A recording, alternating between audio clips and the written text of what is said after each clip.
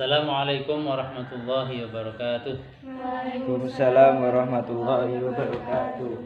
Alhamdulillahirrahmanirrahim. Wassalatu wassalamu ala asyrafil mursalin Sayyidina Maulana Muhammad wa ala alihi wa sahbihi ajma'in. Rabbi shrah li sadri wa yassir li amri wahlul 'uqdatam min lisani yafqahu qawli, amma ba'd. Anak-anak kelas 12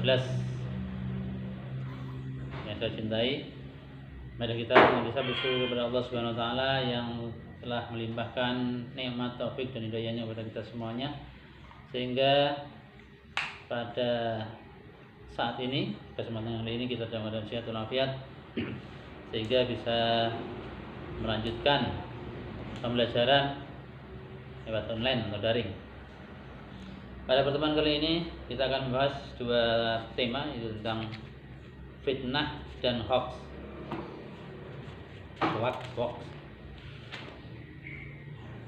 Secara bahasa, fitnah berarti perkataan bohong atau tanpa berdasarkan kebenaran yang disebarkan dengan maksud menjelekkan orang lain, seperti menodai nama baik, merugikan kehormatan orang. Menurut Mahmud Muhammad Al-Khazandar, fitnah adalah sesuatu yang menimpa individu atau golongan berupa kebinasaan atau kemunduran tingkatan iman atau kekacauan di dalam barisan Islam. Fitnah juga bisa diartikan sebagai perkataan tanpa dasar yang dilancarkan untuk menjatuhkan atau merendahkan martabat seseorang.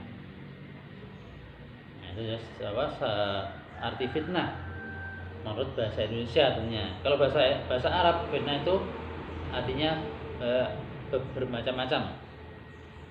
Ya, dalam Al-Quran ada paling tidak ada 3 makna fitnah. Yang pertama, fitnah berarti ikhtibar atau ujian dan cobaan. Surah Al-Anfal ayat 28, Allah berfirman, wa'lamu annama amwalukum wa auladukum fitnah. Dan ketahuilah bahwa hartamu dan anak-anakmu itu hanyalah sebagai cobaan. Yang kedua, fitnah berarti bala. Bala atau apa? Bencana.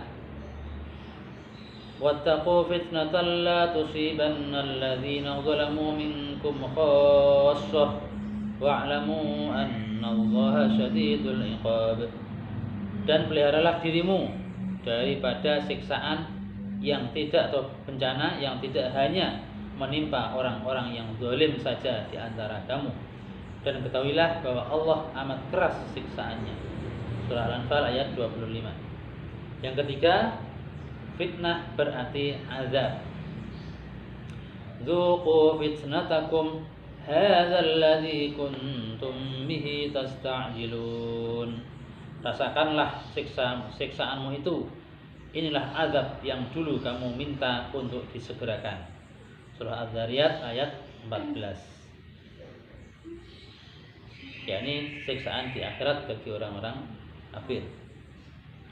Bahaya perilaku fitnah. Ada beberapa dampak yang diakibatkan fitnah.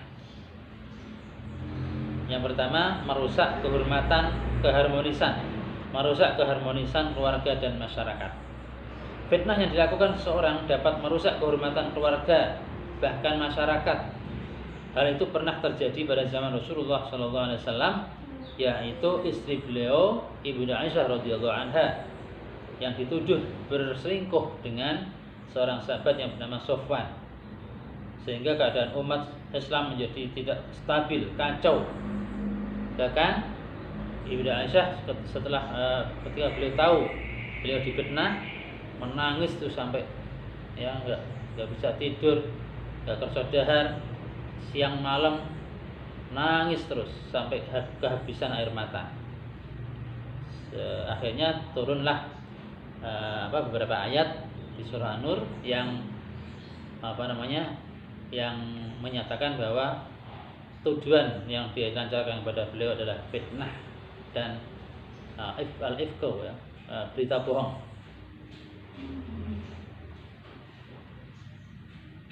Surah An-Nur ayat 12 dan seterusnya. Kemudian yang kedua, merusak karakter dan nama baik individu lain. Perilaku fitnah menyebabkan hilangnya perasaan kasih sayang terhadap sesama.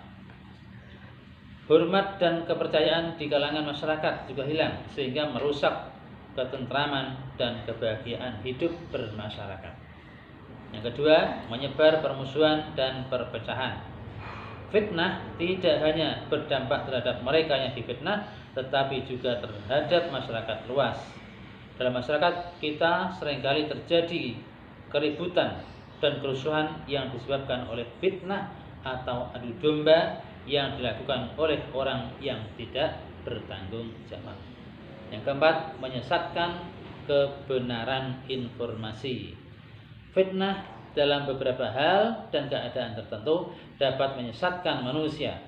Al-Quran berulang kali menceritakan kisah orang-orang yang tersesat. Sebagai contoh, ketika Nabi Musa alaihissalam meninggalkan umatnya, mereka mengikuti Musa Samiri yang membuat patung anak sapi dan memujanya. Jadi pada waktu itu ada dua Musa, yang satu nabi, yang satu kafir. Nah, anehnya ya, Musa yang menjadi nabi waktu kecil diasuh oleh orang kafir. Musa yang kafir waktu kecilnya diasuh oleh malaikat Jibril.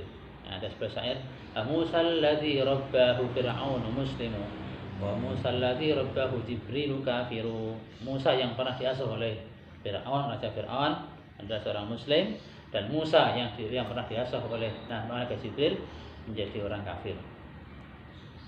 Nah, ketika Nabi Musa bermunajat kepada Allah selama 40 hari, ini Musa yang satunya lagi ini Musa Samiri malah mengajak yang tidak benar,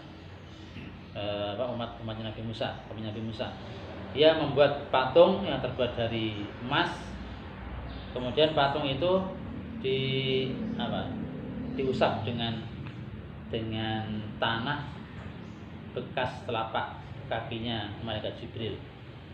Terus patung pedet emas itu bisa berbicara. Menghindari perilaku fitnah. Bagaimana caranya supaya kita terhindar dari perilaku fitnah? Yang pertama, meningkatkan keimanan.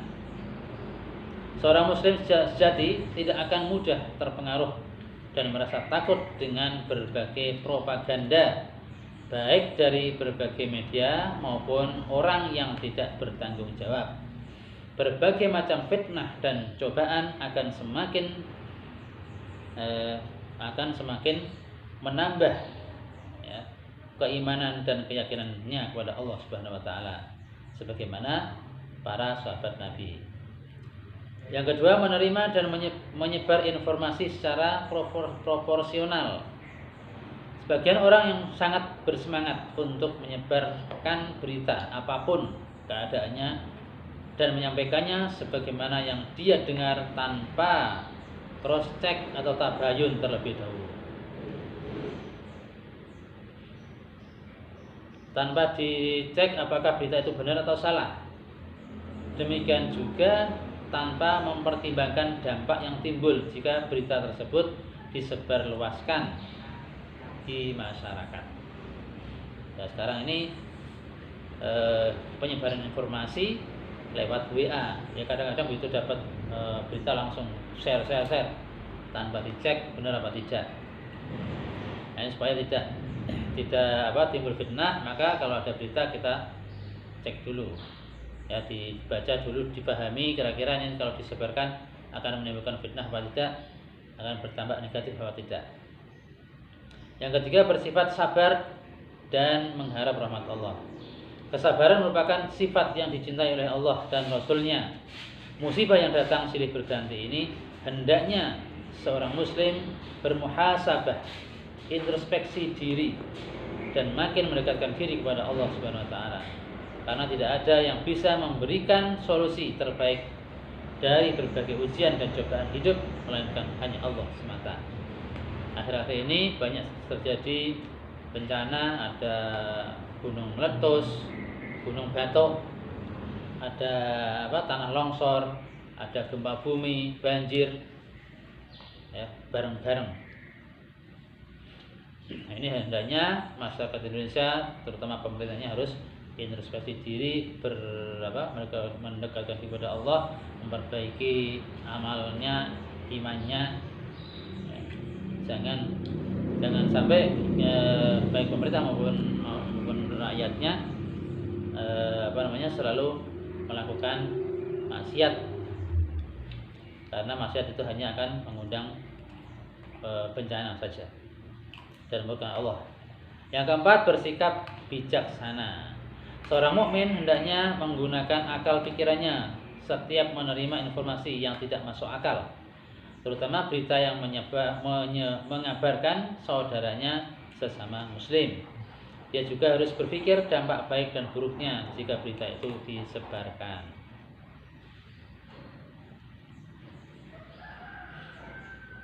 Sekarang ini memang, ya bukan sekarang, saya sudah lama, terutama akhir-akhir ini dengan adanya gadget, ya, anak-anak kecil sudah memegangnya, ya, HP. Ini malah semakin luar biasa. Jadi dari dulu itu ada istilah, di balik berita ada berita. Berita yang tersebar itu belum tentu benar, artinya begitu ya. Jadi banyak orang yang suka memutarbalikkan fakta, merubah-rubah berita yang asli disembunyikan, kemudian dipoles, ya, ditambah dikurangi sana sini, kemudian disebarkan. Nah, kalau kita lihat YouTube juga itu, judulnya itu kadang-kadang jauh dari isinya.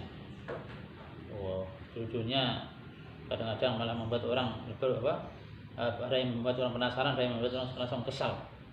Ternyata begitu di-setel, ternyata tidak seperti judul. Yang kelima, memohon agar terhindar dari apapun yang membahayakan diri dan lingkungan dari ujian.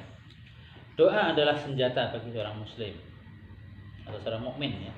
Ad-du'a silahul mukmin. Doa adalah senjata orang mukmin dan merupakan sarana untuk menghilangkan keangkuhan yang ada dalam jiwa. Seorang muslim hendaknya tidak lupa berdoa agar terhindar dari fitnah yang ada dalam kehidupan sehari-hari. Kemudian berikutnya, hoax. Pengertian hoax. Hoax adalah berita bohong. Menyebarkan hoax merupakan sikap tercela yang sering terjadi di zaman modern ini. Ya, menyebarkannya aja tercela, apalagi yang membuat. Dan sekarang ini ada banyak sekali orang yang kerjaannya hanya membuat hoax dan disebarkan, sehingga terjadilah ketidaknyamanan, terjadilah perpecahan antar kelompok. Seringkali hoax dibuat untuk menggiring pikiran atau opini manusia pada pandangan tertentu, pandangan yang akan menyesatkan manusia dan menjauhkan mereka dari kebenaran berita. Orang yang menyebarkan hoax ialah orang yang lemah imannya, karena ia tetap menyebarkan hoax meskipun mengetahui bahwa hoax akan menimbulkan kekacauan, atau karena ia tetap menyebarkan berita tanpa diklarifikasi kebenarannya terlebih dahulu. Akibat hoax merugikan tiap orang, baik penyebarnya, sasarannya, ataupun orang yang percaya dengan hoax itu. Penyebarnya akan dijuluki sebagai pendusta. Sasarannya, orang yang disebari hoax, akan buruk namanya. Dan orang yang percaya dengan hoax akan memiliki prasangka buruk pada sasaran hoax. Ini sasaran artinya orang yang difitnah, ya, yang diberitakan dengan berita bohong itu. Oleh karena itu, sebagai manusia yang dengan dibekali akal, sangat penting untuk kita berhati-hati dalam berbicara, tulus beribadah kepada Allah, dan tidak mudah percaya dan menyebarkan berita, tidak mudah menyebarkan berita yang belum terbukti kebenarannya. Allah berfirman, la illam yantahil munafiquna walladzina fi qulubihim maradun wal murjifuna fil madinati lanughriyannaka bihim. La illam yantahil munafiquna walladzina fi qulubihim maradun wal murjifuna fil madinati lanughriyannaka bihim. lanugriyanna bihim thumma la yajawirunaka fiha illa qalila. Sesungguhnya jika tidak berhenti orang-orang munafik, orang-orang yang berpenyakit dalam hatinya dan orang-orang yang menyebarkan kabar bohong di Madinah dari menyakitimu, niscaya kami perintahkan kamu untuk memerangi mereka. Kemudian mereka tidak menjadi tetanggamu di Madinah melainkan dalam waktu yang sebentar. Surah Al-Ahzab ayat 60. Hoax bukanlah masalah yang baru dalam Islam.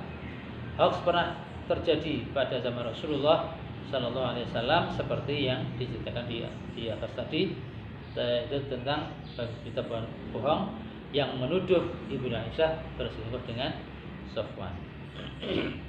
Hoax dalam Islam. Islam melarang penyebaran berita yang belum terbukti kebenarannya karena akan menimbulkan fitnah di mana-mana. Hoax akan menjadikan seseorang menjadi tidak dipercaya lagi di masyarakat.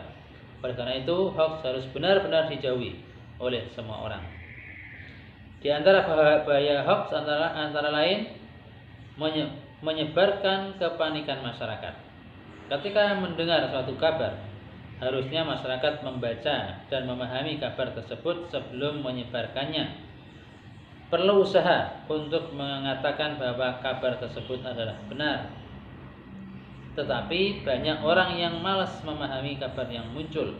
Mereka hanya menggerakkan jempol pada perintah share sesaat setelah mengetahui adanya berita yang muncul.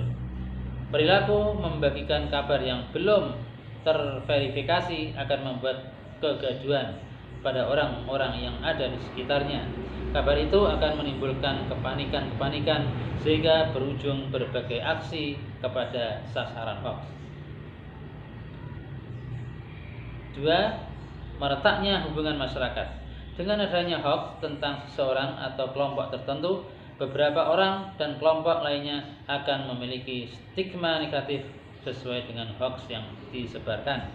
Hal tersebut akan merenggangkan hubungan baik dalam masyarakat. 3. Membuang waktu dan harta dengan sia-sia. Seseorang yang mencintai hoax akan merelakan waktu dan hartanya mengalir dengan sia-sia. Ia mengorbankan waktu dan hartanya bukan untuk mencari keridhaan Allah, melainkan hanya untuk bersenang-senang saja. Dengan adanya hoax, dia rela menyisihkan waktu dan hartanya untuk melakukan aksi yang merupakan kelanjutan dari adanya hoax. Yang keempat, dibenci oleh Allah. Allah mencintai kebaikan dan sangat membenci keburukan. Salah satunya yaitu menyebarkan hoax.